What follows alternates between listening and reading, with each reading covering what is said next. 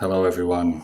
This is a continuation of my YouTube channel, sharing resources for educators. In the previous two videos, I've done an introduction to an integral education system, and I've also talked about lines of intelligence as applied from the ACL framework. Preceding the conclusion of that video was, the next video was going to be about how lines develop through stages and how they relate to quadrants. So how does that all work? So I talked about a dozen lines of intelligence in the previous video, and I talked about how they were all different, and I talked a little bit about how some of them are interconnected, such as cognitive, linguistic, and moral. But I didn't talk about the defined stages in which they can grow and develop through. And why this is important is because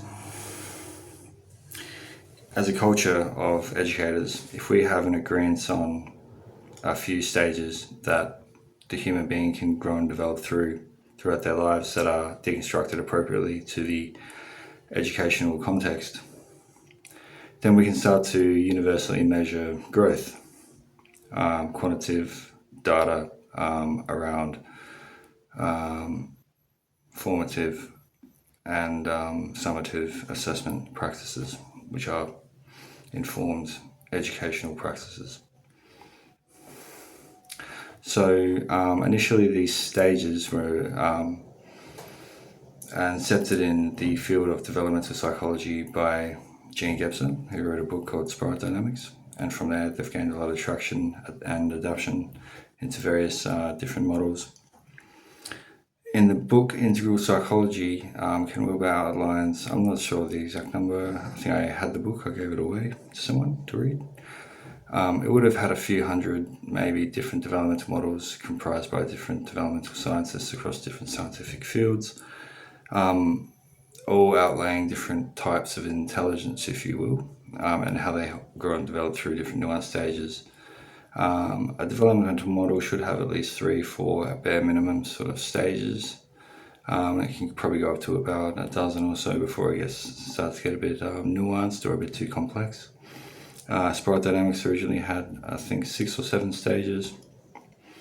But what's really notable about the stages is that there are not only stages, there are tiers. So for example, for every 6 stages, there might be a tier change. So like first tier, second tier, third tier, all of which contain 6 stages of development, for example.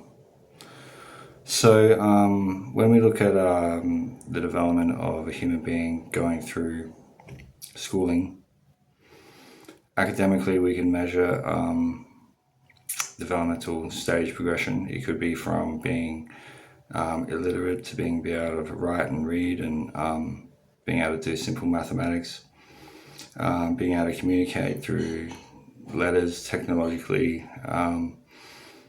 able to use a computer and navigate that and have awareness around the risks of the internet and stuff like that. So I think that's all going on in education pretty well right now, pretty good right now.